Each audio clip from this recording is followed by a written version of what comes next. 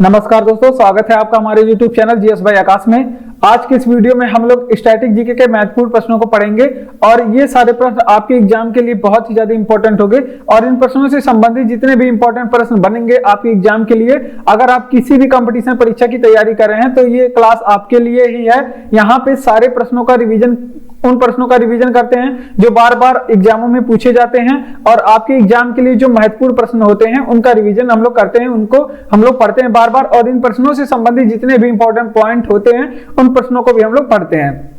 तो चलिए हम लोग क्लास शुरू करते हैं। और ये पीछे जो आप देख रहे हैं ये आपका यूपी पुलिस का री एग्जाम का क्लास है और इसे आप लोग नहीं देखे हैं तो आप लोग इसे जाकर के देख लीजिए, ठीक। तो चलिए हम लोग अपना क्लास शुरू करते हैं। तो हमारा सबसे पहला प्रश्न कह रहा है,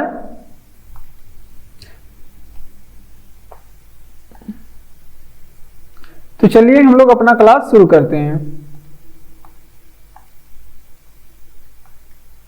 तो कह रहा है कि किस देश में पंपाज घास के मैदान स्थित हैं। तो यहाँ पे देखिए सामान्य ज्ञान से और ये वर्ल्ड जियोग्राफी से प्रश्न है, ठीक। किस देश में पंपाज घास के मैदान, और घास के मैदान से प्रश्न पूछे जाते हैं आपके एग्जाम में कि कौन सा घास का मैदान किस देश में स्थित है या फिर किस महाद्वीप में स्थित है, ये पूछा जाता है। और यहाँ से हम लोग घास से संबंधित इंपॉर्टेंट प्रश्न पढ़ लेंगे। तो देखिए पंपाज घास के मैदान अगर की बात करें, पंपाज घास के मैदान की, तो ये अर्जेंटीना में स्थित है। कहां पे? तो ये आप लोग ध्यान रखें, कहां पे?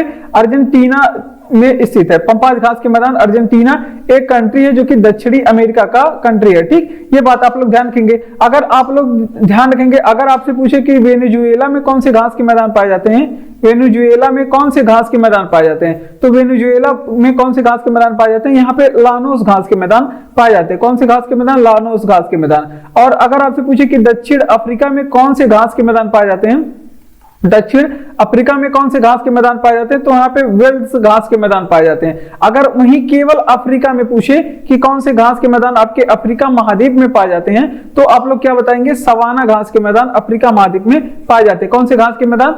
सवाना घास के मैदान। अगर अमेरिका की बात कर ले, अमेरिका में कौन से घास के मैदान पाए जाते हैं, और अमेरिका और कनाडा दोनों को साथ में आप लोग याद रखेंगे, कनाडा, अमेरिका और कनाडा दोनों को साथ में याद रखेंगे, क्योंकि यहाँ पे कौन? प्रेरी घास के मैदान पाए जाते हैं। कौन से?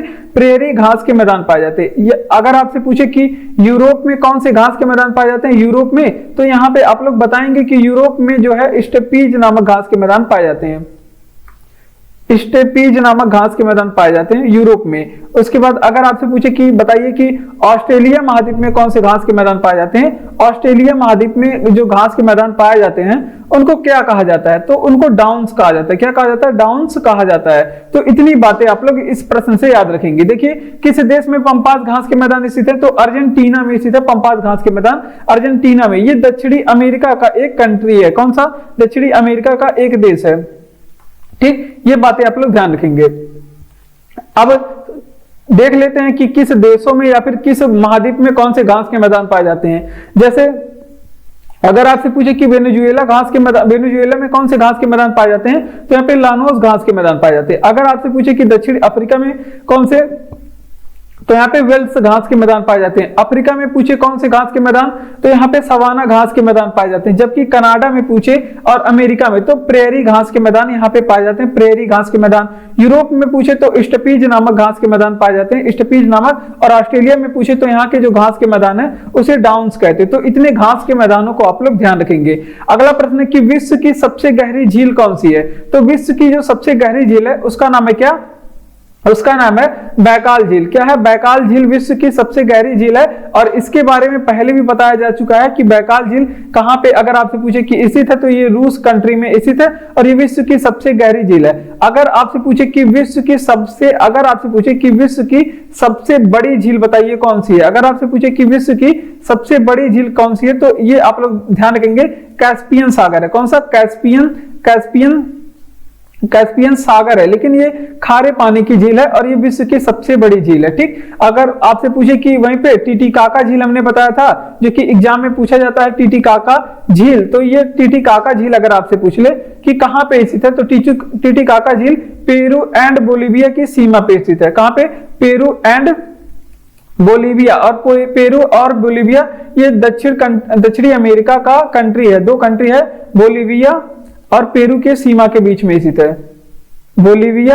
बोलीविया एंड पेरू के बीच में स्थित है कौन सा? टीटीकाका झील, और ये विश्व का सबसे ऊंचा नौकागम्य झील है, यानी कि यहाँ पे नाव चलाया जा सकता है इस झील में, विश्व की सबसे ऊंचाई पे स्थित नौकागम्य झील है, ठीक, पेरू और बोलीविया के बीच में स्थित है, ठीक। इतनी बातें आप लोग ध्यान रखेंगे। अगर आपसे पूछे कि वहीं पे आप लोग बताएंगे कि अथाबास्का झील कहाँ पे स्थित है, तो अथाबास्का झील भी एग्जाम में कई बार पूछा गया है, तो ये भी आप लोग ध्यान रखेंगे।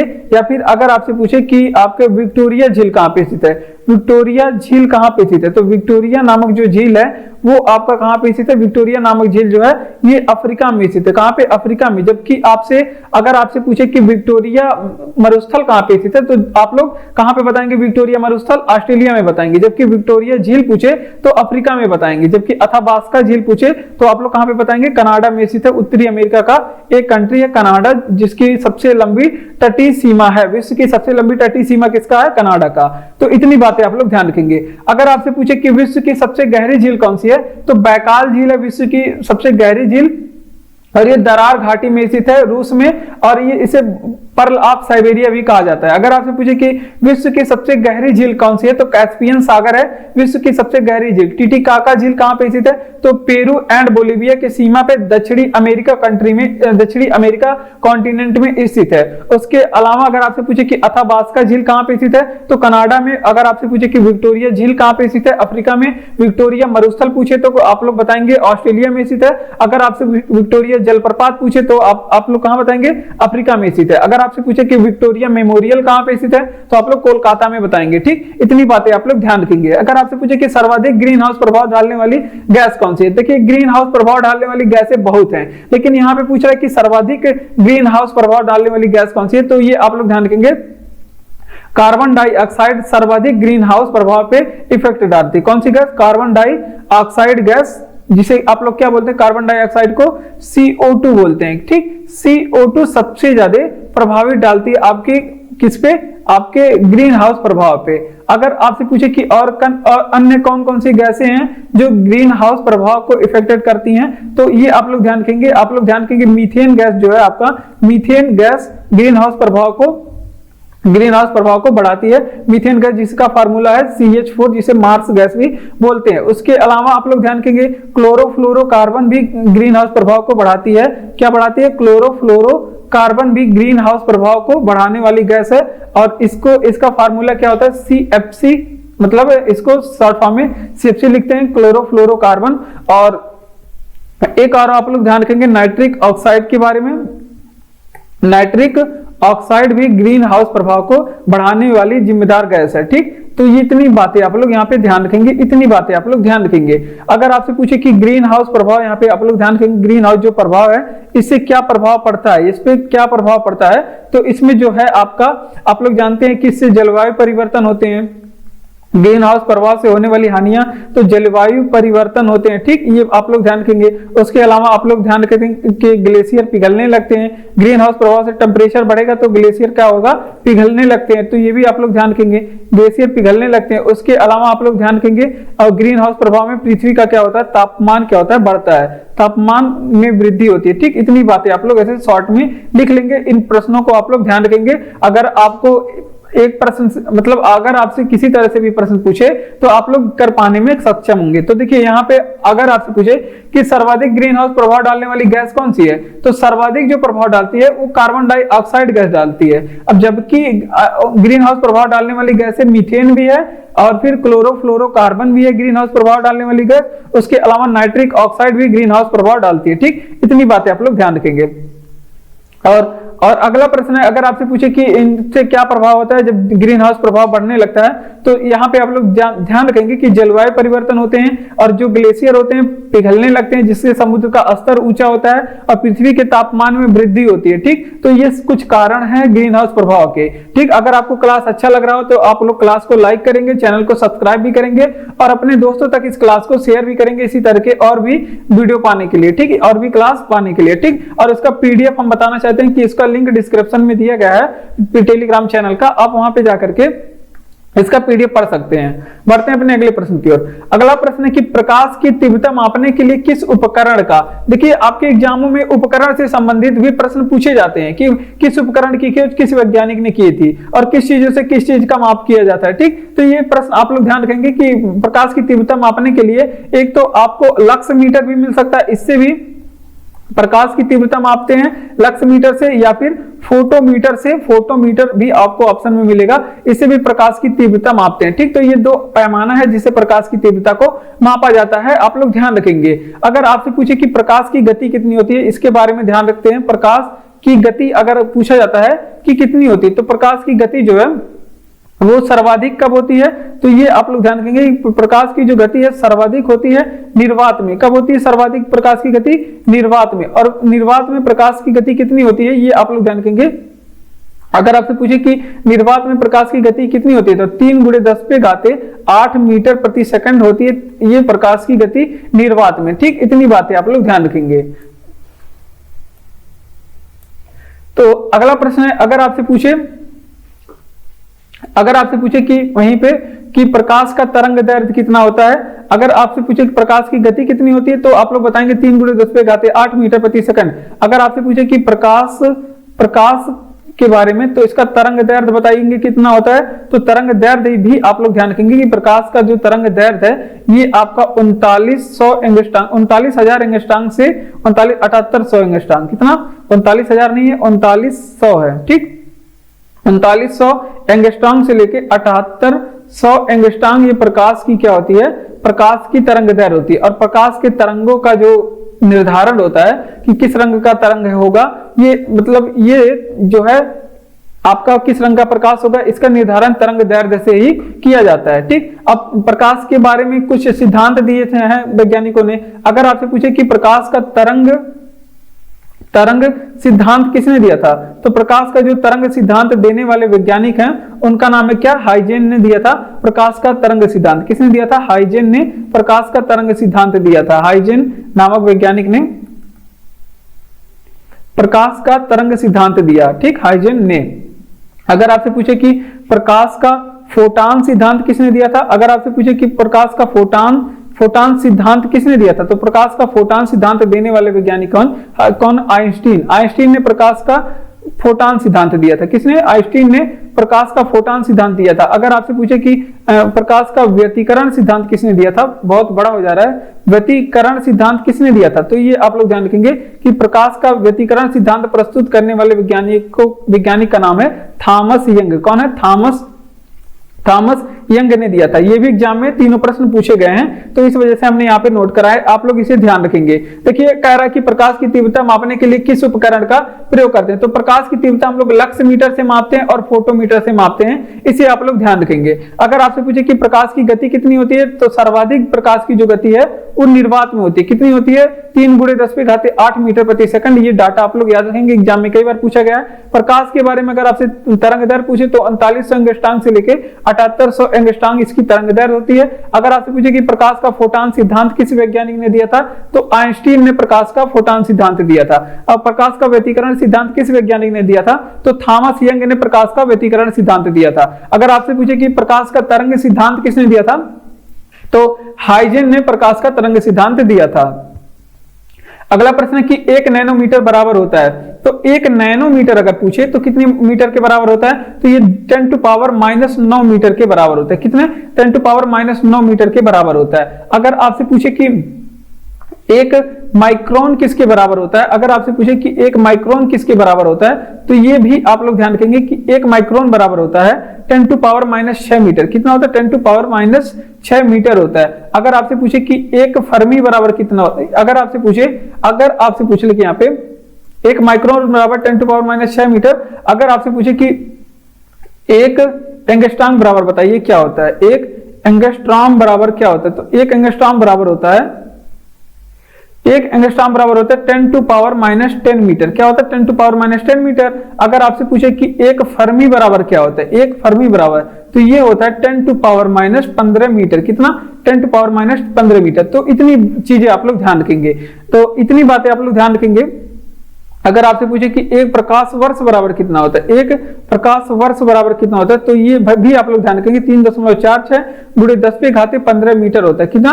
एक प्रकाश वर्ष बराबर 9.46 गुणे 10⁻15 मीटर होता है। अगर किलोमीटर बनाएगा तो 10 यहाँ पे 12 कर देगा। ठीक, ये बातें आप लोग ध्यान रखेंगे। तो इतनी बातें यहां से आप लोग ध्यान रखेंगे। कुछ मात्रकों से संबंधित प्रश्न भी अगर आपसे पूछे कि 1 नैनोमीटर बराबर, तो 10⁻⁻9 मीटर होता है। कितना? 10⁻9 मीटर। देखिए यहाँ पे नैनो मतलब 9 समझ लेंगे आप लोग और 10⁻9 लगा देंगे। इसके बाद माइक्रोन, नैनोमीटर से छोटा आप लोग जाएंगे माइक्रोन में तो 10⁻6 लगा देंगे। अगर आपसे पूछे कि 1 एंगस्ट्रॉम बराबर कितना होता है, तो 10⁻10 मीटर होता है। और 1 फर्मी बराबर कितना होता है? 10⁻15 मीटर। एक प्रकाश वर्ष बराबर पूछे तो 9.46 गुणे 10⁻15 मीटर होता है। 9.46 गुणे 10⁻15 मीटर होता है। इतनी बातें आप लोग ध्यान रखेंगे। अगला प्रश्न है कि लाफिंग गैस में प्रयुक्त होने, लाफिंग गैस के रूप में प्रयुक्त होता है। और ये आपका प्रश्न है केमिस्ट्री से प्रश्न है। और यहाँ पे पूछ रहा है कि लाफिंग गैस के रूप में प्रयुक्त होता है तो किस चीज को प्रयुक्त करते हैं? लाफिंग गैस के रूप में नाइट्रस ऑक्साइड का प्रयोग करते हैं। नाइट्रस ऑक्साइड का प्रयोग करते हैं लाफिंग गैस के रूप में। और नाइट्रस ऑक्साइड को, इसका फार्मूला क्या है? तो इसका फार्मूला N2O। नाइट्रस ऑक्साइड का फार्मूला क्या है? N2O। अब देख लेते हैं कि मतलब कुछ चीजें हैं उनमें कौन सी गैस का प्रयोग किया जाता है। जैसे अगर आपसे पूछे कि एलपीजी गैस में किस चीज का प्रयोग किया जाता है, एलपीजी गैस में, तो इसमें ब्यूटेन और प्रोपेन गैस का प्रयोग करते हैं। किसका? ब्यूटेन और प्रोपेन गैसों का मिश्रण होता है एलपीजी गैस। ठीक, ये बात आप लोग ध्यान रखेंगे। अगर आपसे पूछ ले कि यहाँ पे मतलब बायोगैस में कौन सी गैस होती है, बायोगैस में कौन सी गैस होती है, या फिर सीएनजी में पूछ ले कौन सी गैस होती है, जिसे कंप्रेस्ड नेचुरल गैस बोलते हैं आप लोग, तो इसमें भी कौन सी गैस होती है? मीथेन गैस होती है। कौन सी गैस? मीथेन गैस होती है। इतनी बातें आप लोग ध्यान रखेंगे। अगर आपसे पूछे कि गुब्बारों में किस गैसों का प्रयोग किया जाता है, गुब्बारों में कौन सी गैसें भरी होती है, तो गुब्बारों में या फिर टायरों में पूछा भी जाता है। गुब्बारों में अगर आपसे पूछे कौन सा गैस भरा जाता है, तो गुब्बारों में हीलियम गैस भरी जाती है। कौन सी? हीलियम गैस भरी जाती है, क्योंकि ये हल्की होती है। और हीलियम के अलावा गुब्बारे में हाइड्रोजन गैस भी आपको ऑप्शन में मिल सकता है। जो भी आपको ऑप्शन मिले, अगर दोनों हीलियम हाइड्रोजन दोनों मिले तो आप लोग हीलियम लगाएंगे। तो ये सारी गैसें गुब्बारों में भरी जाती हैं। ठीक, ये बातें आप लोग ध्यान रखेंगे। और हीलियम जो होता है, हीलियम ये एक अक्रिय गैस है। हीलियम जो है ये एक अक्रिय गैस है, यानी कि ये क्रिया नहीं करता, अक्रिय गैस है। और अक्रिय गैस को नोबल गैस भी कहा जाता है। अक्रिय गैस को नोबल गैस भी कहा जाता है, नोबल गैस कहा जाता है। इसे शाही गैस भी कहा जाता है। ठीक, क्या बोलते हैं? इसे शाही गैस भी कहा जाता है। तो इतनी बातें आप लोग ध्यान रखेंगे। तो इसका रिवीजन करेंगे कि लाफिंग गैस के रूप में प्रयुक्त होता है, तो लाफिंग गैस के रूप में नाइट्रस ऑक्साइड का प्रयोग होता है। ठीक, नाइट्रस ऑक्साइड N2O इसका फार्मूला, NO2 नहीं होता है, N2O फार्मूला होता है। ये आप लोग ध्यान रखेंगे। जबकि एलपीजी गैस में पूछे कौन सी गैस होती है, तो इसमें ब्यूटेन और प्रोपेन गैसों का मिश्रण होता है। बायोगैस में और सीएनजी में कौन सी गैसें होती है, तो इसमें मीथेन गैस होती है। कौन सी? मीथेन गैस, जिसे हमने बताया CH4 वो होती है। ठीक, अगर आपसे पूछे कि गुब्बारों में कौन सी गैस भरते हैं, तो हीलियम गैस भी, हाइड्रोजन दोनों आप गुब्बारों में भर सकते हैं, लेकिन आपको ऑप्शन में दोनों मिले तो आप लोग हीलियम को लगाएंगे। और हीलियम एक अक्रिय गैस है, नोबल गैस है, यानी कि या फिर ये शाही गैस है। तो इतनी बातें आप लोग ध्यान रखेंगे। इसी का नाम है, इसे अक्रिय गैस भी बोलते हैं, नोबल गैस भी बोलते हैं, शाही गैस भी बोलते हैं। और बढ़ते हैं अपने अगले प्रश्न की ओर। अगला प्रश्न है कि 14 बैंकों में, मतलब मुख्य बैंकों में 14 बैंकों का राष्ट्रीयकरण कब हुआ था? तो 1969 में 14 बैंकों का राष्ट्रीयकरण हुआ था। और राष्ट्रीयकरण के समय अगर आपसे पूछे कि शासन किसका था, यानी कि किसने मतलब राष्ट्रीयकरण करवाया था, तो ये आप लोग ध्यान रखेंगे, इंदिरा गांधी ने करवाया था। किसने? इंदिरा गांधी की सरकार में 14 बैंकों का राष्ट्रीयकरण हुआ था। अगर आपसे पूछे कि फिर आगे चल के 6 बैंकों का राष्ट्रीयकरण भी हुआ था, 6 बैंकों का राष्ट्रीयकरण भी हुआ था। और 6 बैंकों का जो राष्ट्रीयकरण की बात करें, अगर आपसे पूछे कब हुआ था, तो वो भी इंदिरा गांधी के 6 बैंकों का राष्ट्रीयकरण अगर आपसे पूछे कब हुआ था, तो ये भी आप लोग ध्यान रखेंगे। ये हुआ था 1980 में। कब हुआ था? 1980 में। और इस समय शासनकाल भी किसका था? इंदिरा गांधी के समय में। आगे चल के फिर 6 बैंकों का राष्ट्रीयकरण किया गया, तो 1980 में किया गया। तो इतनी बातें आप लोग ध्यान रखेंगे। अगर आपसे पूछे कि एशियाई डेवलपमेंट बैंक। कुछ बैंकों के बारे में और बात करेंगे, एशियाई विकास बैंक जिसे क्या बोलते हैं, एशियाई विकास बैंक के बारे में जिसे क्या बोलते हैं, एडीबी बोलते हैं, एडीबी। और एडीबी के बारे में बताएंगे आप लोग कि इसकी एडीबी की स्थापना कब हुई थी। तो एडीबी की जो स्थापना है ये हुई थी आपका, एडीबी की स्थापना 1966 में हुई थी। कब हुई थी, 1966 में। अगर आपसे पूछे कि एशियाई डेवलपमेंट बैंक का हेडक्वार्टर कहां पे है, तो मनीला में। कहां पे इसका हेडक्वार्टर है, मनीला में। तो इतनी बातें आप लोग ध्यान रखेंगे। एडीबी के बारे में देख लिए, अगर एनडीबी के बारे में पूछ ले तो यहां पे आप लोग लिख लेंगे एनडीबी के बारे में जिसे क्या बोलते हैं, न्यू डेवलपमेंट बैंक। ये भी ध्यान रखेंगे, new development bank. New development bank के बारे में अगर आपसे पूछे कि इसका जो है, इसका स्थापना कब हुआ था, तो इसका स्थापना हुआ था 1914 में। कब हुआ था, 1914 में इसका स्थापना हुआ था। हेडक्वार्टर पूछे तो संघाई में स्थित है। अब संघाई आप लोग जाना चाहते हैं तो चीन में स्थित है, आप जा सकते हैं। तो इसका हेडक्वार्टर कहां पे स्थित है, संघाई में स्थित है। तो इतनी बातें आप लोग ध्यान रखेंगे। तो इसका रिवीजन करेंगे कि मुख्य 14 बैंकों का राष्ट्रीयकरण कब हुआ था। तो 1969 में 14 बैंकों का राष्ट्रीयकरण हुआ था। और इस समय शासन किसका था, इंदिरा गांधी के शासनकाल में हुआ था। ये भी एग्जाम में पूछा जाता है। और फिर आगे चल के इंदिरा गांधी ने 6 बैंकों का राष्ट्रीयकरण और किया, और ये कब किया, 1980 में। इसके अलावा आप लोग ध्यान रखेंगे एनडीबी जिसे न्यू डेवलपमेंट बैंक कहते हैं, इसकी स्थापना पूछे तो 1914 में हुई थी। अगर आपके पूछे हेडक्वार्टर कहां पे, तो ये इसका हेडक्वार्टर संघाई में है। अगर आपसे पूछे कि एशियाई डेवलपमेंट बैंक जिसे क्या बोलते हैं, एडीबी बोलते हैं, एशियाई डेवलपमेंट जिसे एडीबी बोलते हैं, इसकी स्थापना 1966 में हुई थी। अगर हेडक्वार्टर पूछे तो मनीला फिलीपींस में स्थित है। तो इतनी बातें आप लोग ध्यान रखेंगे। और नाबार्ड जो कि भारतीय बैंक है, नाबार्ड, और नाबार्ड की अगर आपसे पूछे कि स्थापना कब हुई थी, तो 1882 में नाबार्ड की स्थापना हुई थी। कब, 1882 में। अगर आपसे पूछे 1882 में नाबार्ड, 1982 में नाबार्ड की स्थापना हुई थी। ये भारत का बैंक है भाई। अगर आपसे पूछे कि नाबार्ड का हेडक्वार्टर कहां पे स्थित है, तो ये आप लोग बताएंगे मुंबई में स्थित है। कहां पे इसका हेडक्वार्टर स्थित है, नाबार्ड का हेडक्वार्टर स्थित है मुंबई में। अगर आपसे पूछे कि नाबार्ड की स्थापना किस समिति के सिफारिश पे हुई थी, इसके लिए एक समिति बनाई गई थी जिसने इसकी सिफारिश की थी, नाबार्ड की स्थापना। तो ये की थी शिवरमन समिति के सिफारिश पे। किसकी,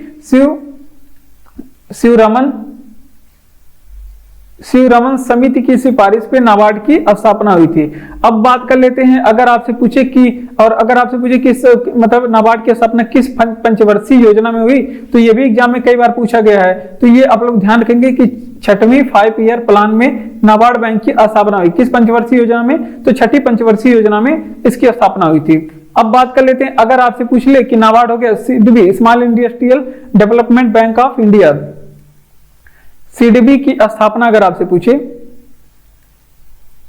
सीडीबी की स्थापना कब हुई थी, तो इसकी स्थापना की बात करें अगर, तो 1990 में हुई थी।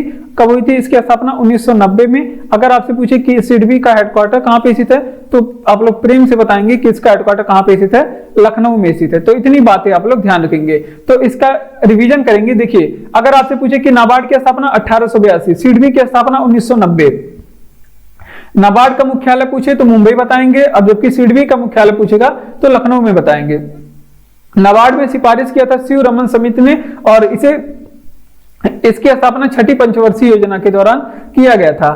पुच्छल तारे में पूछ की दिशा एग्जाम में पूछा गया है, और जियोग्राफी से प्रश्न है, वर्ल्ड जियोग्राफी से प्रश्न है कि पुच्छल तारे में पूछ की दिशा क्या होती है। तो पुच्छल तारे में पूछ की जो दिशा होती है वो आपके सूर्य के विपरीत होती है, या फिर आप लोग ध्यान रखेंगे कि सूर्य से दूर होती है। ठीक इस तरह की होती है। यहाँ पे एक फिगर बना देते हैं, तो ये आपका सन हो गया, और पुच्छल तारा अगर यहाँ पे रहेगा तो इस तरह से इसका पूछ का जो मतलब पूछ रहेगा वो सूर्य से विपरीत दिशा में रहेगा। तो ये आपका सूर्य हो गया, और ये पुच्छल तारा की पूछ हो गई, और पुच्छल तारा हो गया। ठीक, तो ये सूर्य से दूर होते हैं इसकी पूछ, तो इसके बारे में एग्जाम में पूछा गया है। ठीक, ये बात आप लोग ध्यान रखेंगे।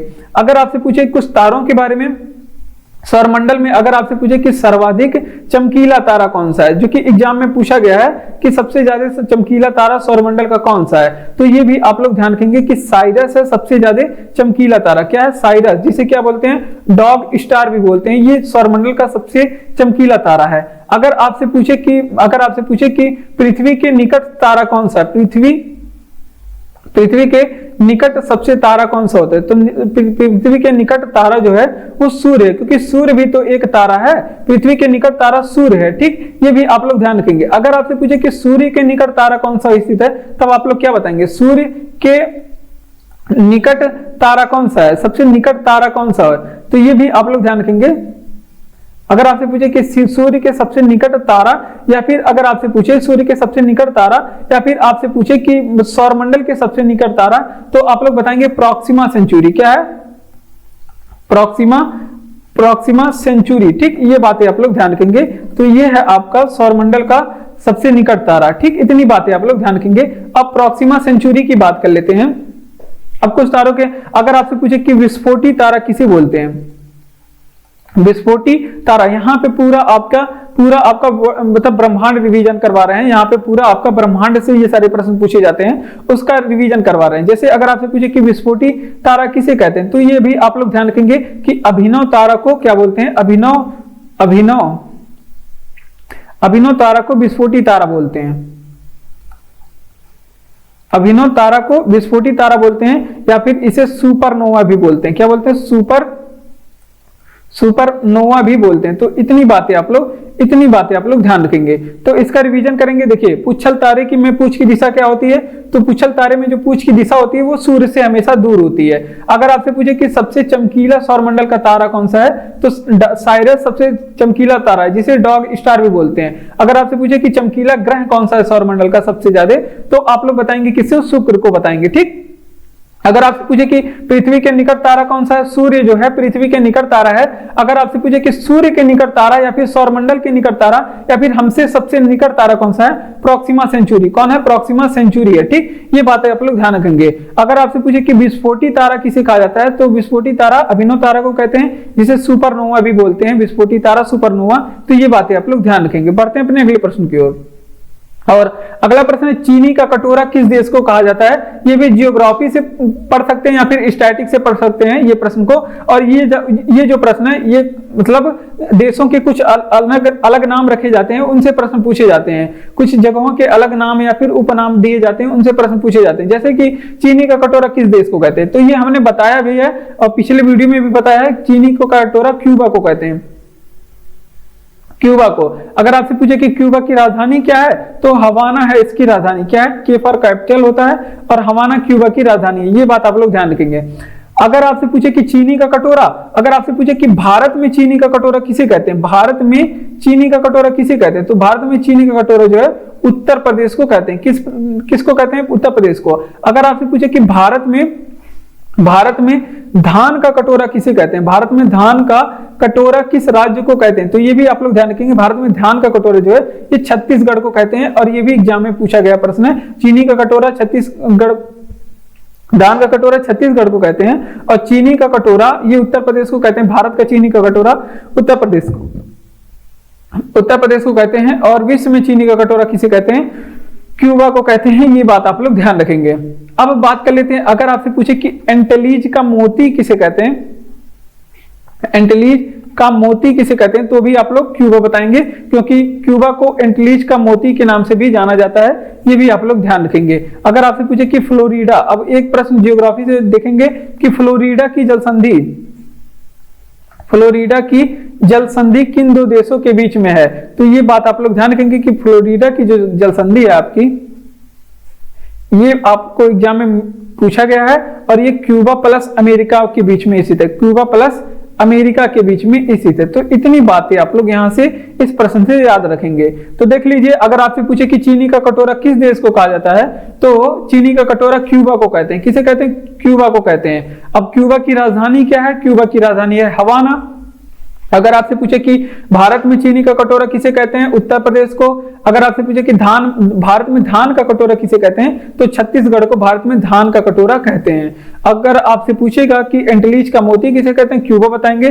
फ्लोरिडा जल संधि क्यूबा और फिर अमेरिका के बीच में स्थित है। तो इतनी बातें आप लोग ध्यान रखेंगे। अगर आपसे पूछे कि भारत में, अगला प्रश्न भी जियोग्राफी से है, तो यहाँ पे देखिए ज्यादातर प्रश्न यहाँ पे जियोग्राफी और फिर आपको पॉलिटी से मिलेंगे। तो देखिए, अगर आपसे पूछे कि भारत की सबसे मीठे पानी की झील कौन सी है, तो भारत की जो सबसे मीठे पानी की झील, भारत की जो सबसे बड़ी मीठे पानी की झील है वो वूलर झील है। कौन सा है? झील, और ये इंडियन जियोग्राफी से प्रश्न है, ये आप लोग ध्यान रखेंगे। अब झीलों के बारे में, भारत के झीलों के बारे में हम लोग पढ़ते हैं जो आपके एग्जाम के लिए इंपॉर्टेंट है। अगर आपसे पूछे कि वुलर झील कहां पे स्थित है, तो भारत के जम्मू और कश्मीर राज्य में स्थित है। अगर आपसे पूछे कि डल झील कहां पे स्थित है, डल झील कहां पे स्थित है, तो भी आपके जम्मू कश्मीर राज्य में स्थित है। भारत के जम्मू कश्मीर राज्य में वुलर झील और डल झील दोनों स्थित है। ठीक, अब बात कर लेते हैं कुछ जम्मू कश्मीर के चीज, मतलब प्रश्न जो जम्मू कश्मीर से पूछे जाते हैं। तो यहाँ पे पहले जम्मू कश्मीर लिखेंगे हम लोग, जम्मू कश्मीर से क्या क्या प्रश्न पूछे जाते हैं। अगर आपसे पूछे कि जम्मू कश्मीर में क्या क्या प्रश्न पूछे जा सकते हैं, ये आप लोग ध्यान रखेंगे। अगर आपसे पूछे कि जोजिला दर्रा कहां पे स्थित है, जोजिला दर्रा कहां पे स्थित है, तो जम्मू कश्मीर आप लोग बताएंगे। अगर आपसे पूछे कि यहाँ पे जो सिंधु घाटी सभ्यता की, सिंधु घाटी जो सभ्यता थी,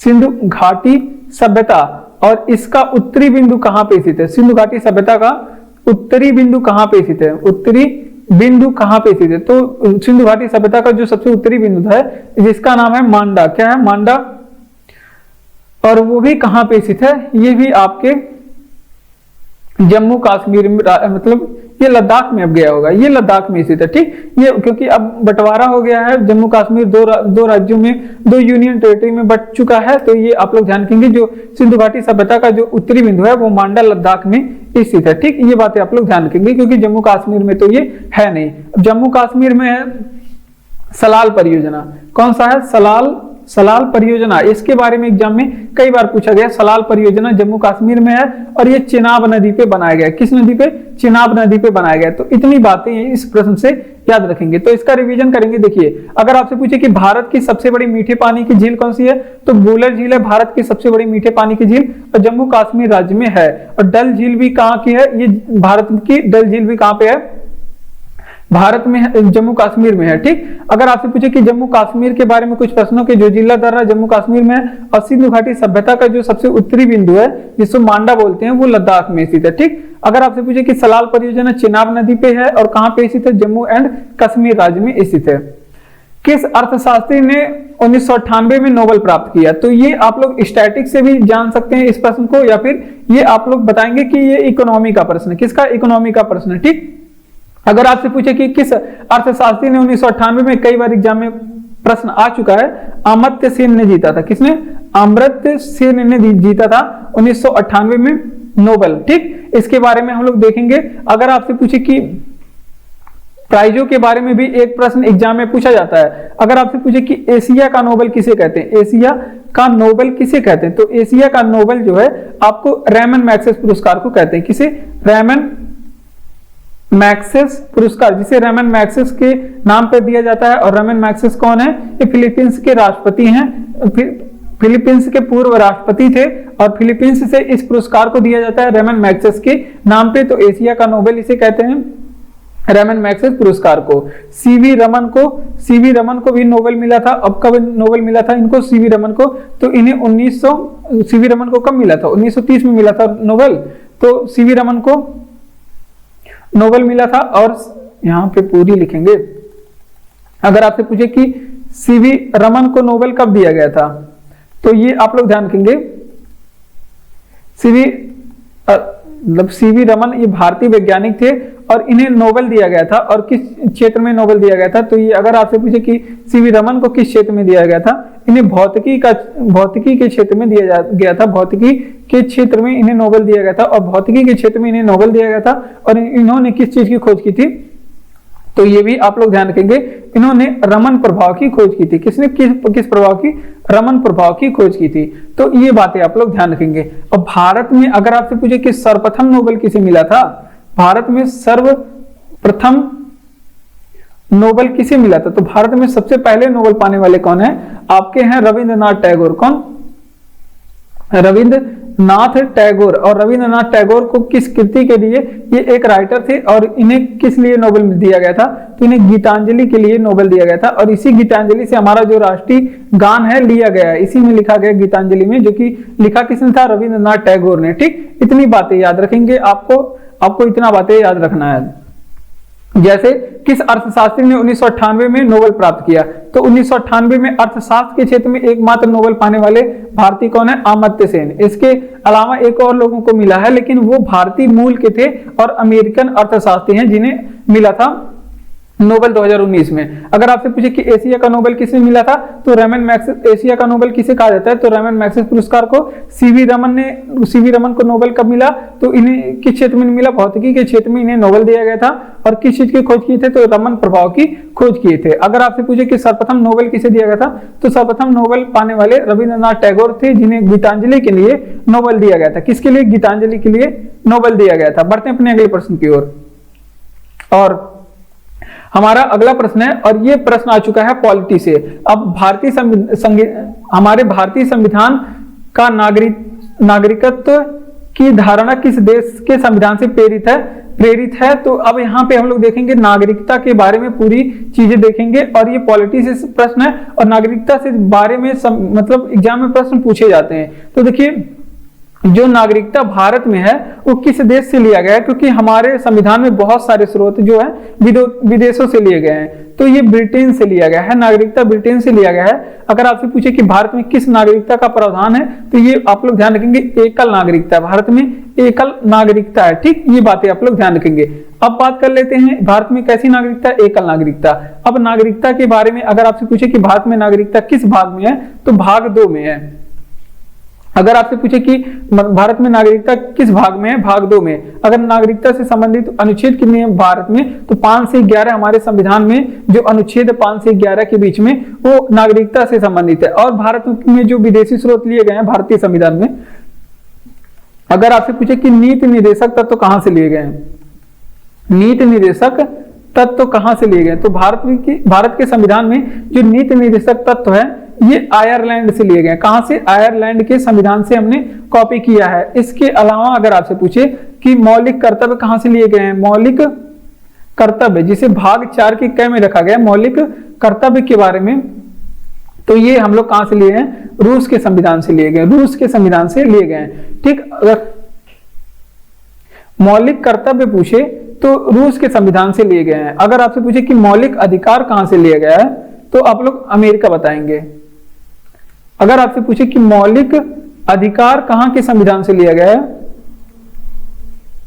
तो ये आप लोग ध्यान रखेंगे अमेरिका के संविधान से लिया गया है। तो इतनी बातें आप लोग ध्यान रखेंगे। संयुक्त बैठक, प्रस्तावना की भाषा, ये सभी ऑस्ट्रेलिया के संविधान से ली गई है। तो इसका रिवीजन करेंगे इस प्रश्न का कि भारतीय संविधान का नागरिकता की धारणा किस देश के संविधान से प्रेरित है। तो नागरिकता हम लोग कहां से लिए हैं? ब्रिटेन से लिए हैं। अगर आपसे पूछे कि भारत में कैसी नागरिकता है, तो एकल नागरिकता भारत की है। और भाग 2 में नागरिकता का प्रावधान किया गया है। अनुच्छेद 5 से 11 नागरिकता के बारे में बताता है, ठीक। अगर आपसे पूछे कि कुछ विदेशी स्रोतों के बारे में, जैसे नीति निर्देशक तत्व तो पूछा जाता है कहां से लिया है, तो आयरलैंड से। अगर आपसे पूछे कि मौलिक अधिकार कहां से लिया गया है, तो अमेरिका से लिया गया है। अगर आपसे पूछे कि मौलिक कर्तव्य भारत के संविधान में कहां से लिया गया है, रूस से लिया गया है। तो इतनी बातें आप लोग संविधान से याद रखेंगे। लठमार होली कहां मनाई जाती है? वैसे तो ये प्रश्न यूपी का है, यूपी स्पेशल से आप लोग पढ़ सकते हैं कि कह सकते हैं कि यूपी स्पेशल का प्रश्न है, लेकिन ये वैसे देखा जाए तो ये आपका करंट का मान लीजिए लठमार होली। तो क्योंकि करंट में फेस्टिवल वगैरह बहुत पूछे जाते हैं, तो लठमार होली ये बरसाना और नंदगांव में बनाया जाता है। कहां पे? बरसाना और नंदगांव में जो आपका लठमार होली है, बरसाना और नंदगांव में मनाया जाता है। अब ये एग्जाम में पूछा गया, यूपीपी के एग्जाम में कई बार ये प्रश्न पूछा गया है, बरसाना और नंदगांव में लठमार होली मनाया जाता है। अब होली के बारे में कुछ चीजें देख लेते हैं। अगर आपसे पूछे कि होली कब मनाई जाती है, तो ये होली जो है, होली का जो त्योहार है, ये पूर्णिमा के दिन मनाई जाती है। कब मनाते हैं? पूर्णिमा के दिन होली का त्योहार मनाया जाता है, ठीक। ये बातें आप लोग ध्यान रखेंगे, पूर्णिमा के दिन होली का त्योहार मनाया जाता है। अब बात कर लेते हैं, अगर आपसे पूछे कि पोंगल त्योहार कहां मनाया जाता है, पोंगल त्योहार कहां पे मनाया जाता है, तो पोंगल जो है ये आपके तमिलनाडु में मनाया जाता है। कहां पे? तमिलनाडु में मनाया जाने वाला त्योहार है पोंगल। अगर आपसे पूछे कि ओणम त्योहार कहां पे मनाया जाता है, ओणम त्योहार कहां पे मनाया जाता है, तो ओणम जो त्योहार है वो आपका ओणम नामक फेस्टिवल ये केरल में मनाए जाते हैं। कहां पे? केरल में ओणम। अगर आपसे पूछे कि बिहू त्योहार कहां पे मनाते हैं, क्योंकि ये एग्जाम में पूछे गए सारे फेस्टिवल। बिहू कहाँ पे मनाते हैं? बिहू नामक त्योहार ये आपके असम में मनाए जाते हैं। कहाँ पे? असम में मनाए जाते हैं। अब इसके अलावा अगर आपसे पूछ ले कि हरेली त्योहार कहाँ पे मनाते हैं, हरेली नामक फेस्टिवल कहाँ पे मनाते हैं, तो ये हरेली छत्तीसगढ़ में मनाते हैं। कहाँ पे? छत्तीसगढ़ में मनाते हैं। ठीक, हरेला पूछे तो उत्तराखंड में मनाते हैं। ठीक, इतने फेस्टिवल के बारे में कम से कम आप लोग ध्यान रखेंगे। देखिए लठमार होली कहाँ पे मनाई जाती है? तो बरसाना में और नंदगांव में लठमार होली मनाई जाती है। पोंगल त्योहार पूछ ले कहाँ पे मनाई जाती है? तो तमिलनाडु में पोंगल। और ओणम कहाँ पे मनाई जाती है? केरल में मनाई जाती है। तो ठीक, तो इतनी बातें आप लोग ध्यान रखेंगे। अगर आपसे पूछे कि होली कब मनाई जाती है, तो पूर्णिमा के दिन होली मनाई जाती है। पूर्णिमा के दिन होली मनाई जाती है। ठीक, और बिहू त्योहार कब मनाया जाता है? तो असम में मनाया जाता है बिहू त्योहार। हरेली कहाँ पे मनाया जाता है? छत्तीसगढ़ में मनाया जाने वाला फेस्टिवल है हरेली।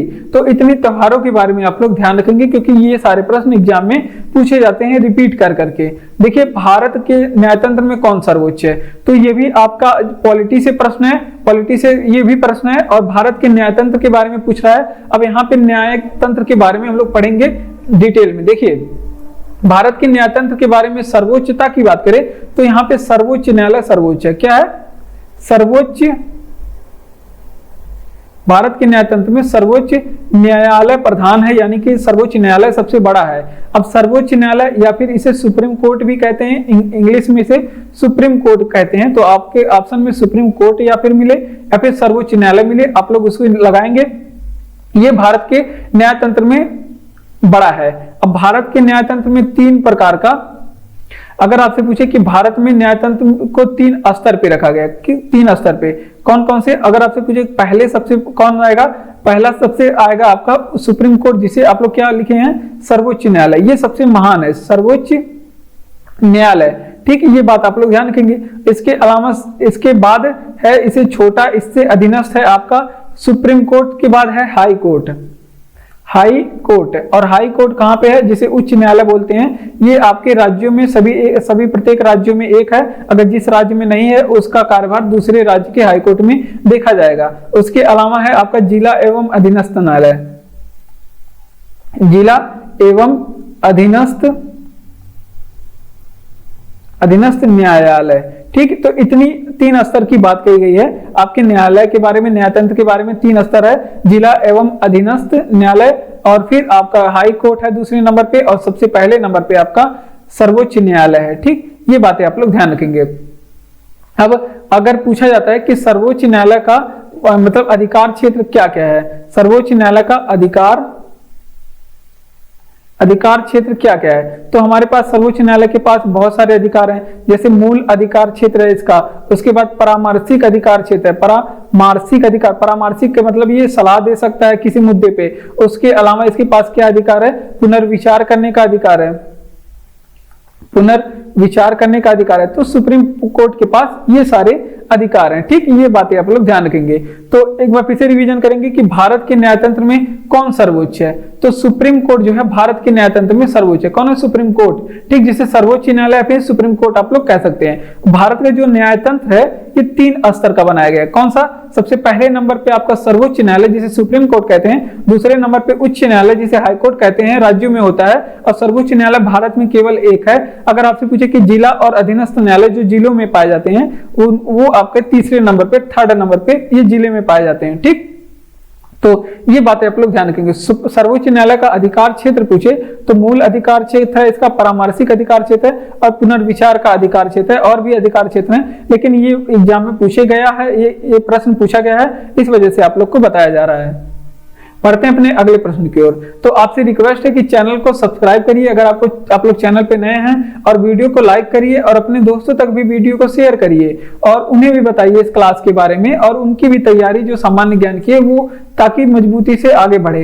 अब कमेंट बॉक्स में कमेंट करके आप बताएंगे कि ये वीडियो आपको कैसा लग रहा है, तो हमें बहुत ही अच्छा लगेगा। और पीडीएफ आपको टेलीग्राम चैनल का लिंक डिस्क्रिप्शन में दिया गया है, आप वहां पे जाकर के इसका पीडीएफ पा सकते हैं। और अगला प्रश्न हमारा कह रहा है कि कौन शासक फ्रांसीसी क्रांति के आदर्शों से प्रेरित था? और ये आधुनिक इतिहास से प्रश्न है, आधुनिक इतिहास से प्रश्न है, या फिर आप लोग ध्यान रखेंगे ये इतिहास से प्रश्न है। और कह रहा है कि कौन सा शासक फ्रांसीसी क्रांति के आदर्शों से प्रेरित था? तो टीपू सुल्तान जो था दक्षिण का शासक था, और ये फ्रांसीसी आदर्शों से प्रेरित था। ठीक, ये बात आप लोग ध्यान रखेंगे। अब टीपू सुल्तान अगर आपसे पूछे कौन था, तो ये टीपू सुल्तान जो है, टीपू सुल्तान के बारे में आप लोग बता दें पहले, इसके बारे में ध्यान रखेंगे। टीपू सुल्ताना के बारे में, टीपू सुल्तान के बारे में आप लोग पॉइंट क्या क्या याद रखेंगे कि आप लोग को याद रखना है टीपू सुल्तान के बारे में कि ये कहां का शासक था। तो ये मैसूर का शासक था। कहां का? मैसूर का शासक था टीपू सुल्तान, क्योंकि एग्जाम में भी पूछा गया कि टीपू सुल्तान कहां का शासक था, तो मैसूर का शासक था। अगर आपसे पूछे कि टीपू सुल्तान ने अपनी राजधानी कहां पे बनाई थी, तो इसने अपनी राजधानी श्रीरंगपत्तनम में बनाई थी। कहां पे? श्रीरंगपत्तनम में इन्होंने अपनी राजधानी बनाई थी। उसके बाद अगर आपसे पूछे कि टीपू सुल्तान के बारे में तो मृत्यु कब हुई थी, तो मृत्यु के बारे में भी पूछा गया है। 1799 में इनकी मृत्यु हुई थी और श्रीरंगपत्तनम में भी इनकी मृत्यु हुई है। ठीक, ये बातें आप लोग ध्यान रखेंगे। अब बात करते हैं कि अंग्रेजों के खिलाफ इसने सर्वप्रथम रॉकेट का प्रयोग किया था। तो ये भी बात आप लोग ध्यान रखेंगे। सर्वप्रथम ये युद्ध में अंग्रेजों के खिलाफ रॉकेट का प्रयोग किया था। तो ये भी एग्जाम में पूछा जाता है कि सर्वप्रथम रॉकेट का प्रयोग किस शासक ने किया था। तो ये बात आप लोग ध्यान रखेंगे, टीपू सुल्तान ने सबसे पहले रॉकेट का प्रयोग किया था युद्ध में अंग्रेजों के खिलाफ। तो इतनी बातें आप लोग टीपू सुल्तान से याद रखेंगे। अगर आपसे पूछे कि कौन शासक फ्रांसीसी क्रांति के आदर्शों से प्रेरित था, तो टीपू सुल्तान फ्रांसीसी क्रांति के आदर्शों से प्रेरित था। अब टीपू सुल्तान के बारे में अगर आपसे पूछे कि टीपू सुल्तान की मृत्यु कब हुई थी, 1799 में हुई थी और ये मैसूर का एक शासक था। कौन था? मैसूर का शासक। और इसकी राजधानी कहाँ थी? श्रीरंगपत्तनम में इसकी राजधानी थी। ठीक, अगर आपसे पूछे कि रॉकेट का प्रथम प्रयोग किसने किया था, तो टीपू सुल्तान ने रॉकेट का भी सबसे पहले प्रयोग किया था अंग्रेजों के खिलाफ युद्ध लड़ते समय। कौन सा फ्रांसीसी शासक? कौन शासक फ्रांसीसी क्रांति के आदर्शों से प्रेरित था? तो हमने बताया टीपू सुल्तान, इसका जवाब हो जाएगा। बढ़ते हैं अपने अगले प्रश्न की ओर। और अगला प्रश्न हमारा कह रहा है कि हवा महल कौन से शहर में स्थित है। तो इस तरह से हमारे कुछ स्मारकों के बारे में भी पूछा जाता है कि फला स्मारक, कौन से स्मारक किस जगह स्थित है। तो इसके वजह से ये सारे प्रश्न आप लोग यहाँ पे ध्यान रखेंगे। और ये जो प्रश्न है आपका हिस्ट्री से लिया गया वैसे, लेकिन ये स्टैटिक से है ये प्रश्न, और ये जयपुर में स्थित है और राजस्थान में जयपुर स्थित है। ठीक, इतनी बातें आप लोग ध्यान रखेंगे। जयपुर राजस्थान की राजधानी है। ठीक, अब कुछ स्मारकों के बारे में जैसे ध्यान रखेंगे, जैसे अगर आपसे पूछे कि गोल गुंबद कहां पे स्थित है, गोल गुंबद किस शहर में स्थित है, तो ये आप लोग गोल गुंबद कहां पे स्थित है, तो ये आप लोग ध्यान रखेंगे विजयपुर कर्नाटक में गोल गुंबद है। कहां पे? विजयपुर कर्नाटक में गोल गुंबद स्थित है। आप लोग वहां पे जाइए, देखिए। अगर आपसे पूछे कि तलजा की गुफाएं कहां पे स्थित है, तलजा की गुफाएं किस जगह पे स्थित है, तो तलजा की जो गुफाएं ये तलजा की जो गुफाएं हैं ये गुजरात में है। कहां पे? गुजरात में तलजा की गुफाएं स्थित है। इसके अलावा कुछ चीजों के बारे में और ध्यान रखेंगे। अगर आपसे पूछे कि मुन्नेश्वर मंदिर कहां पे स्थित है,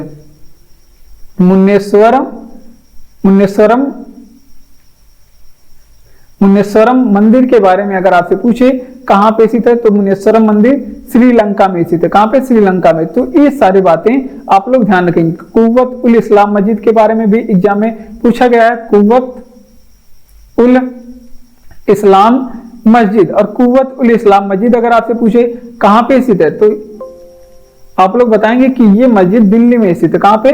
दिल्ली में स्थित है। बनवाया किसने था? अगर निर्माण के बारे में बताया पूछे तो ऐबक ने बनाया था, जो कि गुलाम वंश का पहला शासक था या फिर गुलाम वंश का संस्थापक था। ठीक, इतनी बातें आप लोग ध्यान रखेंगे। अब बात कर लेते हैं प्रश्न की ओर। तो देखिए, अगर आपसे पूछे कि हवा महल कौन से शहर में स्थित है, तो विजयपुर में हवा महल स्थित है। ठीक, तो जयपुर में हवा महल स्थित है। अगर आपसे पूछे कि मुन्नेश्वर मंदिर कहां पे स्थित है, तो श्रीलंका में स्थित है। अगर आपसे पूछे कुव्वत उल इस्लाम मस्जिद कहां पे है, तो दिल्ली में है, कुतुबुद्दीन ऐबक ने बनवाया था। अगर आपसे पूछे कि 2.5 दिन का झोपड़ा कहां पे है, अजमेर में है, कुतुबुद्दीन ऐबक ने बनवाया था। अगर आपसे पूछे कि कुतुब मीनार कहां पे स्थित है, दिल्ली में है, किसने बनवाया था? कुतुबुद्दीन ऐबक ने बनवाया था। गोल गुंबद विजयपुर में स्थित है, कर्नाटक में। विजयपुर में स्थित है, कर्नाटक में। तलजा की गुफाएं अगर आपसे पूछे कहाँ पे स्थित है तो गुजरात में स्थित है। ठीक, इतनी बातें आप लोग ध्यान रखेंगे। एलोरा, एलिफेंटा ये सभी गुफाएं कहाँ पे है, महाराष्ट्र में है। तो ये बातें आप लोग यहाँ से ध्यान रखेंगे क्योंकि ये पूछा जाता है। अगर आपसे पूछे कि लक्षद्वीप, तो ये भी जियोग्राफी से प्रश्न है, इंडियन जियोग्राफी में आता है कि लक्षद्वीप किस सागर में स्थित है। तो लक्षद्वीप के बारे में ध्यान रखेंगे, ये अरब सागर में स्थित है, अरब सागर में स्थित है। और लक्षद्वीप एक प्रवाल द्वीप है। लक्षद्वीप अगर आपसे पूछे कहाँ पे स्थित है तो ये अरब सागर में स्थित है। और ये अरब सागर में स्थित लक्षद्वीप के बारे में ध्यान रखेंगे, ये कैसा द्वीप है, ये प्रवाल द्वीप है। लक्षद्वीप एक कैसा द्वीप है, प्रवाल द्वीप है। और ये कहाँ पे स्थित है तो अरब सागर में स्थित है। ये बात आप लोग ध्यान रखेंगे।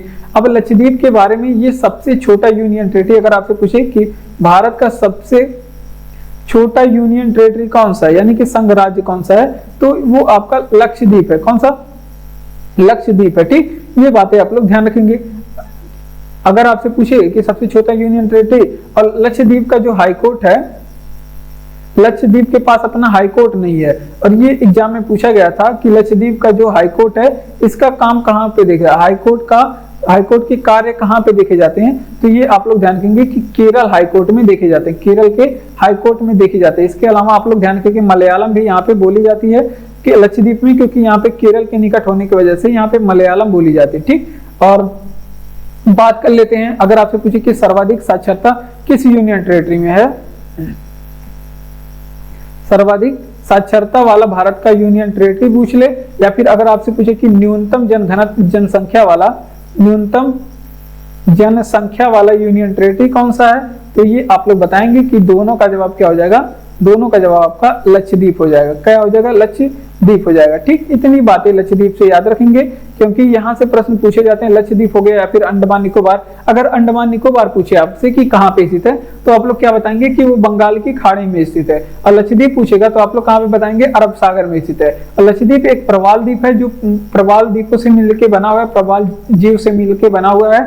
और बात करते हैं सबसे छोटा यूनियन टेरिटरी कौन सा है, आपका लक्षद्वीप ही है, सबसे छोटा यूनियन टेरिटरी। और लक्षद्वीप का जो हाईकोर्ट का कार्य है वो केरल हाईकोर्ट में देखे जाते हैं। कहाँ पे, केरल हाईकोर्ट में देखे जाते हैं। अगर आपसे पूछे कि सर्वाधिक साक्षरता किस यूनियन टेरिटरी की है, अगर आपसे पूछे कि न्यूनतम जनघनत्व किस संघ राज्य का है, तो यहाँ पे संघ राज्य भी इंगित करिए, नहीं तो आप लोग गलत कर देंगे। तो संघ राज्य किस संघ राज्य का है, तो लक्षद्वीप का है। तो इतनी बातें आप लोग इस प्रश्न से याद रखेंगे। बढ़ते हैं अपने अगले प्रश्न की ओर। और अगला प्रश्न हमारा कह रहा है कि भारत के टिस्को इस्पात संयंत्र की स्थापना कब हुई थी। और ये आपका इकोनॉमी से प्रश्न है, किस चीज का, इकोनॉमी से। और यहाँ पे जितने भी स्टील प्लांट हैं, चाहे भिलाई हो गया, चाहे दुर्गापुरा हो गया, चाहे आपका राउरकेला का हो गया, उन सभी इस्पात प्लांटों को पढ़ेंगे और कब स्थापना किया, किस देश की सहायता से इसकी स्थापना हुई, इन सभी चीजों के बारे में पढ़ेंगे। टिस्को की स्थापना के बारे में आप लोग ध्यान रखेंगे, इसकी स्थापना 1907 में हुई थी। टिस्को की स्थापना कब हुई थी, 1907 में। अगर आपसे पूछे कि ये टिस्को जो है ये स्थित कहाँ पे है, स्थित कहाँ पे है, तो ये आप लोग ध्यान रखेंगे, ये जमशेदपुर में स्थित है। कहाँ पे, जमशेदपुर। और जमशेदपुर कहाँ पे है, झारखंड में स्थित है। ठीक, तो इतनी बातें आप लोग ध्यान रखेंगे। अब कुछ प्रश्नों के बारे में हम लोग देख लेते हैं। जैसे अगर आपसे पूछे कि भिलाई स्टील प्लांट के बारे में, ये सभी प्रश्न पूछे गए एग्जाम में। अगर आपसे पूछे कि भिलाई स्टील प्लांट ये कहाँ पे स्थित है, तो ये आप लोग बताएंगे कि भिलाई स्टील प्लांट जो है ये आपके रूस की सहायता से बनी। अगर आपसे पूछे किस देश की सहायता से बनी, तो आप लोग रूस की सहायता से बताएंगे। अगर आपसे पूछे कि भिलाई स्टील प्लांट स्थित कहाँ पे है, तो ये छत्तीसगढ़ में स्थित है। कहाँ पे, छत्तीसगढ़ में।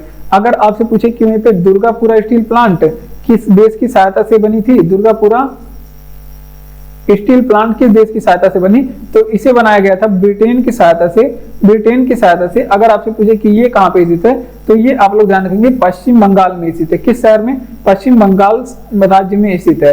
अब एक और स्टील प्लांट के बारे में ध्यान रखेंगे। अगर आपसे पूछे कि राउरकेला स्टील प्लांट कहाँ पे स्थित है, राउरकेला स्टील प्लांट कहाँ पे स्थित है, तो राउरकेला जो स्टील प्लांट है ये आपका उड़ीसा में स्थित है। कहाँ पे, उड़ीसा में स्थित है। अगर आपसे पूछे कि इसे किस देश की सहायता से बनाया गया, तो इसे जर्मनी की सहायता से बना। किस देश की सहायता से, जर्मनी की सहायता से बना था। ठीक, ये बात आप लोग ध्यान रखेंगे क्योंकि ये एग्जाम में पूछा गया है। और इन तीनों का जो स्थापना है ये आप लोग ध्यान रखेंगे, ये सेकंड पंचवर्षीय योजना में किया गया था। किस दूसरे पंचवर्षीय योजना में इसकी स्थापना किया गया था? तो यहाँ पे सेकंड 5 ईयर प्लान भी आप लोग साथ में लिख लीजिए। तो देखिए इसका रिवीजन करेंगे कि भारत में टिस्को इस्पात संयंत्र की स्थापना कब हुई थी। तो टिस्को की स्थापना जो है 1907 में हुई थी।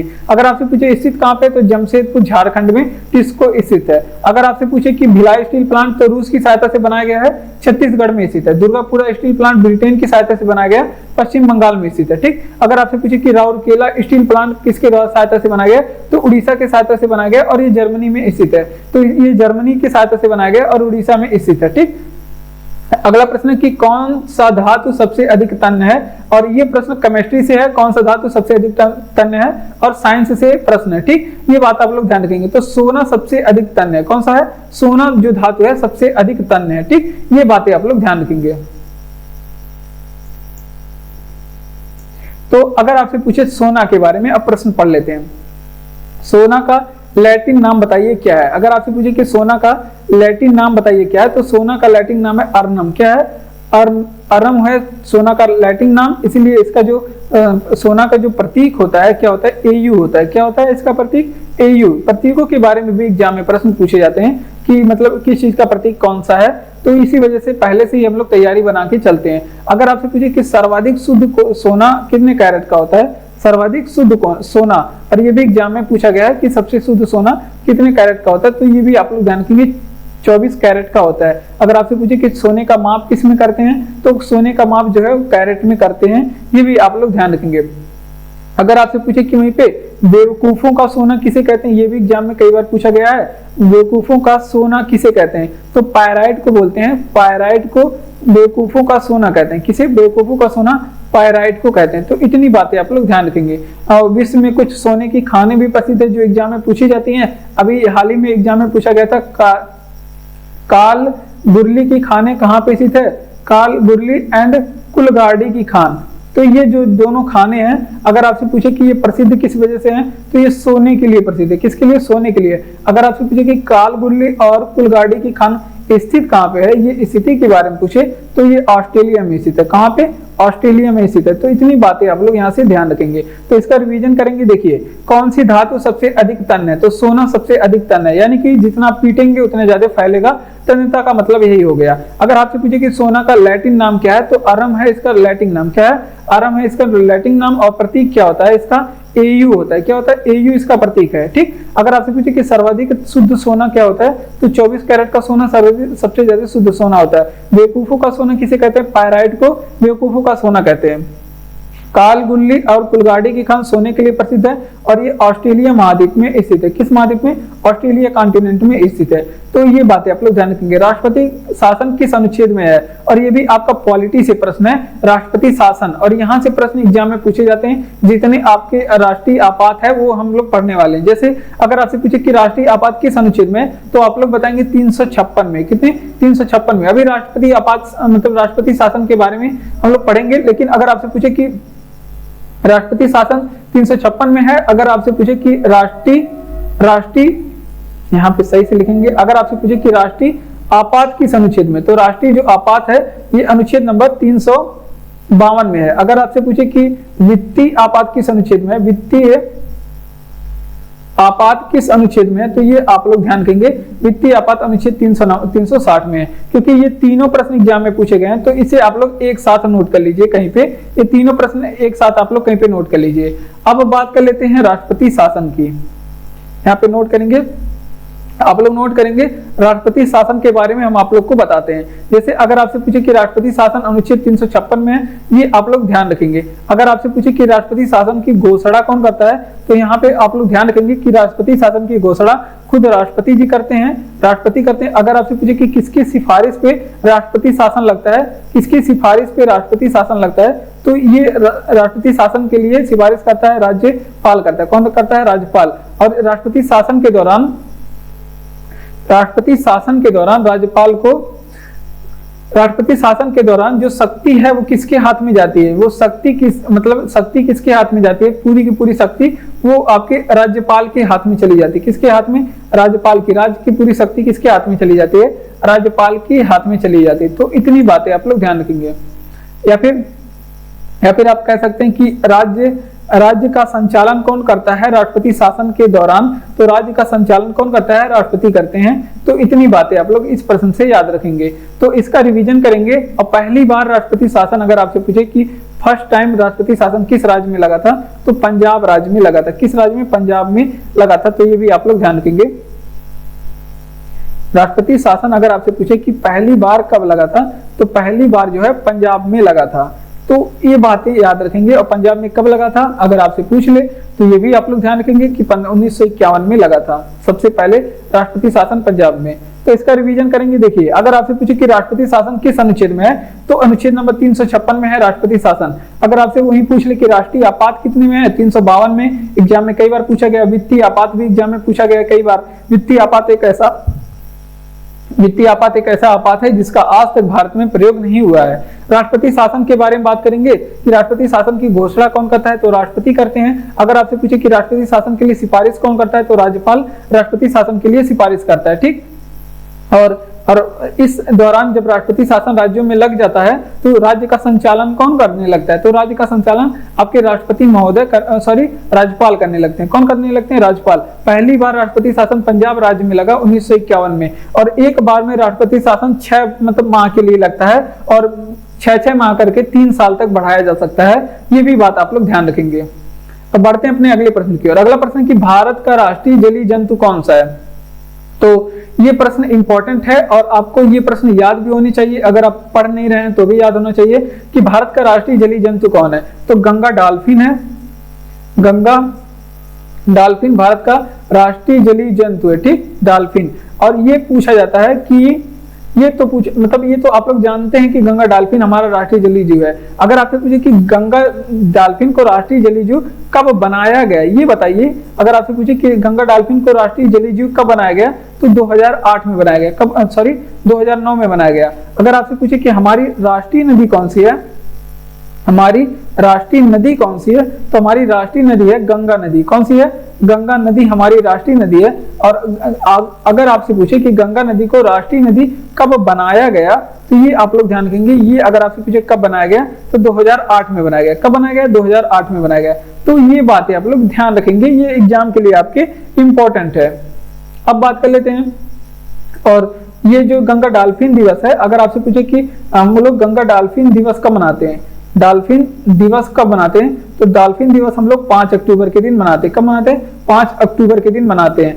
और 5 अक्टूबर के दिन हम लोग गंगा डॉल्फिन क्यों मनाते हैं, क्योंकि 5 अक्टूबर 2009 को एक गंगा डॉल्फिन हमारा राष्ट्रीय जलीय जंतु घोषित हुआ था। ठीक, ये बातें आप लोग ध्यान रखेंगे। अगर आपसे पूछे कि गंगा डॉल्फिन का वैज्ञानिक नाम क्या है, अगर आपसे पूछे कि गंगा डॉल्फिन का वैज्ञानिक नाम बताइए क्या है, तो इसका वैज्ञानिक नाम है सुन्स। क्या है इसका वैज्ञानिक नाम, सुन्स। ये भी आप लोग ध्यान रखेंगे। तो इसका रिवीजन करेंगे। देखिए, अगर आपसे पूछे कि भारत का राष्ट्रीय जलीय जंतु कौन है, तो गंगा डॉल्फिन भारत का राष्ट्रीय जलीय जंतु है। इसे बनाया गया कब गया, 5 अक्टूबर। इसे कब राष्ट्रीय जलीय जंतु बनाया गया, 5 अक्टूबर 2009 को। और इसीलिए हम लोग 5 अक्टूबर को क्या बनाते हैं, गंगा डॉल्फिन दिवस मनाते हैं। ठीक, ये बातें आप लोग ध्यान रखेंगे। अगर आपसे पूछे कि हमारी राष्ट्रीय नदी क्या है, तो राष्ट्रीय नदी हमारे गंगा नदी।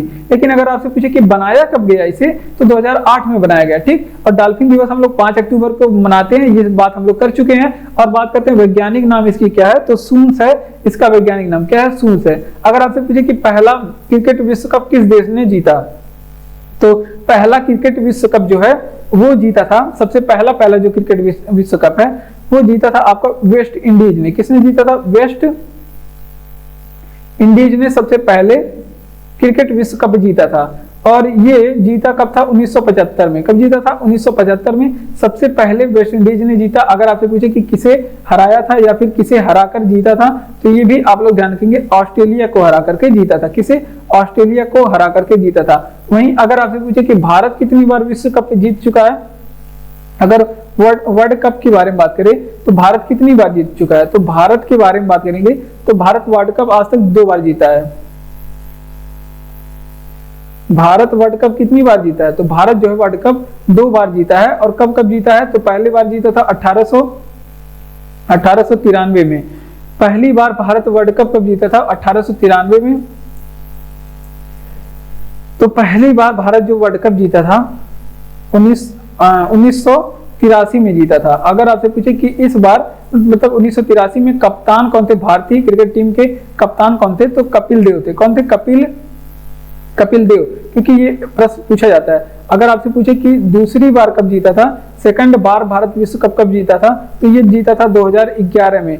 और इसमें कप्तान कौन थे, ये भी एग्जाम में पूछा गया है कि सेकंड विश्व कप भारत जब जीता था इसमें कप्तान कौन थे, तो MS धोनी थे। कौन है, MS धोनी इसमें कप्तान थे। तो ये बातें आप लोग ध्यान रखेंगे, महेंद्र सिंह धोनी थे। तो ये बातें आप लोग ध्यान रखेंगे। अगर आपसे पूछे कि सर्वाधिक बार विश्व कप किसने जीता था अब तक, सर्वाधिक विश्व कप किसने जीता, तो सर्वाधिक विश्व कप विजेता टीम की बात करें तो वो ऑस्ट्रेलिया की टीम है। कौन सी टीम, सबसे ज्यादा विश्व कप जीता है ऑस्ट्रेलिया सबसे ज्यादा विश्व कप जीता है। और कितनी बार, 6 बार जीता है। तो इतनी बातें आप लोग यहाँ से ध्यान रखेंगे।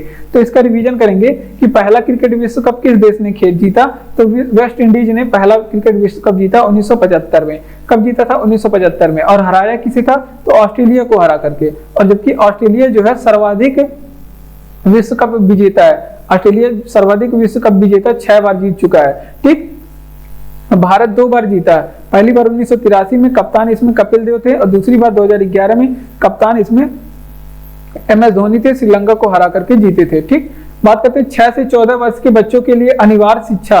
तो जो 6 से 14 वर्ष के बच्चे हैं उनके लिए अनिवार्य शिक्षा का प्रावधान 86वां संविधान संशोधन 2002 के तहत किया गया। और ये एग्जाम में हजारों बार पूछा गया है ये प्रश्न, और ये प्रश्न पॉलिटी से है। ठीक, और ये कई बार एग्जाम में आपके पूछा गया है कि 6 से 14 वर्ष के बच्चों के लिए अनिवार्य शिक्षा का प्रावधान किस अनुच्छेद में, मतलब किस संविधान संशोधन के द्वारा किया गया, तो ये किया गया था 86वां संविधान संशोधन जो कि 2002 में हुआ था। और इसके 86वां संविधान संशोधन 2002 के द्वारा एक अनुच्छेद को जोड़ा गया। अगर आपसे पूछे कि इसके तहत संविधान में कौन से अनुच्छेद को जोड़ा गया, तो इसके तहत संविधान में अनुच्छेद 21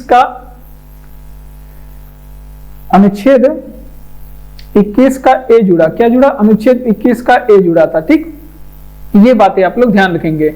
अब बात कर लेते हैं, अगर आपसे पूछे कि शिक्षा के बारे में, शिक्षा पहले राज्य सूची का विषय था। किस सूची का विषय था, शिक्षा पहले ये राज्य सूची का विषय था। किस सूची का, राज्य सूची का विषय था। और शिक्षा को राज्य सूची से निकाल करके समवर्ती सूची में किस संविधान संशोधन के द्वारा लाया गया, शिक्षा को राज्य सूची से निकाल करके समवर्ती सूची में रखा गया वर्तमान टाइम में। और इसे किस संविधान संशोधन से द्वारा लाया गया, राज्य सूची से समवर्ती सूची में। इसको किया गया 42वां संविधान संशोधन जो कि 1976 में होता। कब, 42वां संविधान संशोधन 1976 के द्वारा इसे राज्य सूची से निकाल करके समवर्ती सूची में लाया गया। तो इतनी बातें आप लोग ध्यान रखेंगे। तो शिक्षा के बारे में क्या देखेंगे कि 6 से 14 वर्ष के लिए बच्चे के लिए अनिवार्य शिक्षा 86वां संविधान संशोधन जो कि 2002 में हुआ था। और इसके तहत कौन सा अनुच्छेद जुड़ा, तो इसके तहत संविधान में अनुच्छेद 21 का ए जुड़ा। कौन सा, अनुच्छेद 21 का ए जुड़ा। शिक्षा जो कि पहले राज्य सूची का विषय था और इसे समवर्ती सूची में लाया गया, और ये किया गया 42वां संविधान संशोधन 1976 के द्वारा। ठीक, बढ़ते हैं अपने अगले प्रश्न की ओर। और अगला प्रश्न है हमारा कि अंतरराष्ट्रीय मुद्रा कोष IMF का मुख्यालय कहाँ स्थित है। तो IMF का मुख्यालय पूछे या फिर विश्व बैंक का मुख्यालय पूछे, इन दोनों का मुख्यालय कहाँ पे स्थित है, विश्व बैंक या फिर IMF का मुख्यालय ये है आपका वाशिंगटन DC में। कहाँ पे स्थित है,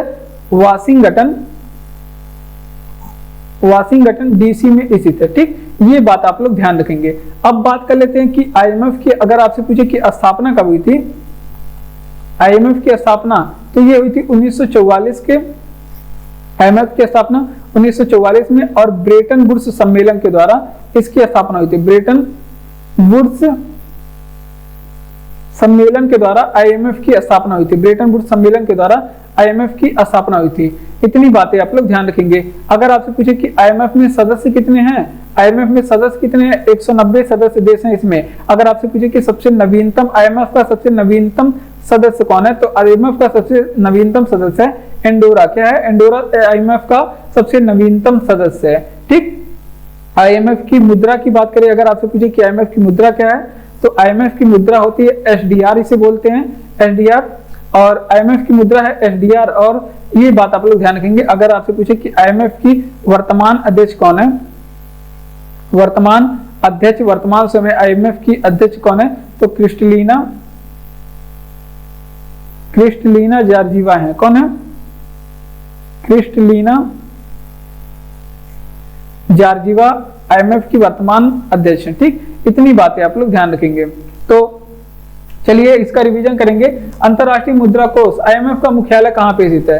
तो आईएमएफ की मुख्यालय पूछे या फिर विश्व बैंक की मुख्यालय पूछे तो वाशिंगटन डीसी में स्थित है। स्थापना कब हुआ था? 1944 में ब्रेटन वुड्स सम्मेलन हुआ था।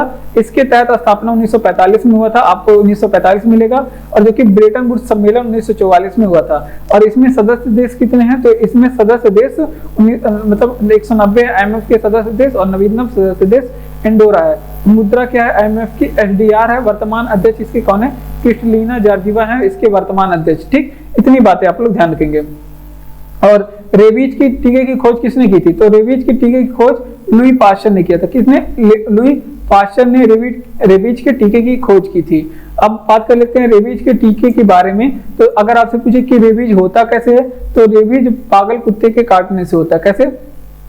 पागल कुत्ते के काटने से होता है। ठीक, ये बातें आप लोग ध्यान रखेंगे। रेबीज पागल कुत्ते के काटने से होता है। और रेबीज में पानी से डर लगता है। क्या होता है? पानी से इसमें डर लगता है। ये भी बात आप लोग ध्यान रखेंगे। अगर आपसे पूछे कि पानी से डर लगने को रेबीज में क्या कहा जाता है? इसे कहा जाता है हाइड्रोफोबिया। पानी से डर लगना ये क्या कहलाता है? मतलब हाइड्रो मतलब पानी हो गया, तो हाइड्रोफोबिया कहा जाता है। हाइड्रोफोबिया यानी कि पानी से डर लगता है इसमें। ठीक, और रेबीज पागल कुत्ते के काटने से होता है या फिर कुत्ते के काटने से होता है। अगर आपसे पूछे कि भारत का रेबीज मुक्त राज्य कौन सा है? भारत का रेबीज मुक्त पहला रेबीज मुक्त राज्य किसे घोषित किया गया? तो गोवा है भारत का पहला रेबीज मुक्त राज्य। ठीक, तो इतनी बातें आप लोग यहाँ से ध्यान रखेंगे। तो इसका रिवीजन करेंगे कि रेबीज के टीके की खोज किसने किया था? तो रेबीज के टीके की खोज लुई पास्चर ने किया था। किसने? लुई पास्चर ने रेबीज के टीके की खोज की थी। अगर आपसे पूछे कि रेबीज होता कैसे है, तो पागल कुत्ते के काटने से होता है। और इसमें क्या होता है? रेबीज में पानी से डर लगता है। क्या होता है? रेबीज में पानी से डर लगता है, जिसे क्या बोलते हैं? हाइड्रोफोबिया कहते हैं। हाइड्रोफोबिया यानी कि पानी से डर लगता है। रेबीज मुक्त राज्य कौन सा है? भारत का गोवा राज्य है रेबीज मुक्त राज्य। सुपीरियर झील कहाँ पे स्थित है? तो ये बात आप लोग ध्यान रखेंगे। अमेरिका एंड कनाडा के बीच, अमेरिका एंड कनाडा के बीच स्थित है सुपीरियर झील। ये बात आप लोग ध्यान रखेंगे। कहां पे? अमेरिका और कनाडा के बीच। अब बात कर लेते हैं, अगर आपसे पूछे सुपीरियर झील कहां पे स्थित है? अमेरिका और कनाडा के बीच में स्थित है।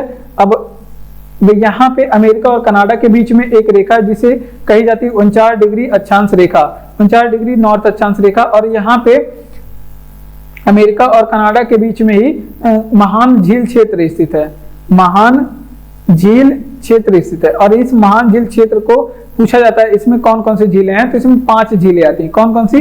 तो ये आप लोग ध्यान रखेंगे। सुपीरियर झील हो गया, आपका ह्यूरॉन झील हो गया, सुपीरियर झील, और आपका मिशिगन, ये भी आप लोग ध्यान रखिए मिशिगन झील है, और ह्यूरॉन, एंटोरियो एंड इरी, ये 5 झीलें हैं जो कि आपके ग्रेट लेक्स एक क्षेत्र में आते हैं। अब बात कर लेते हैं सुपीरियर झील की। ये विश्व की सबसे बड़ी मीठे पानी की झील है। सुपीरियर झील जो है विश्व की सबसे बड़ी मीठे पानी की झील है। ये बात आप लोग ध्यान रखेंगे, ये विश्व की सबसे बड़ी मीठे पानी की झील है। और मिशिगन झील के किनारे शिकागो स्थित है। ये एग्जाम में पूछा जाता है। तो शिकागो शहर किसके किनारे स्थित है?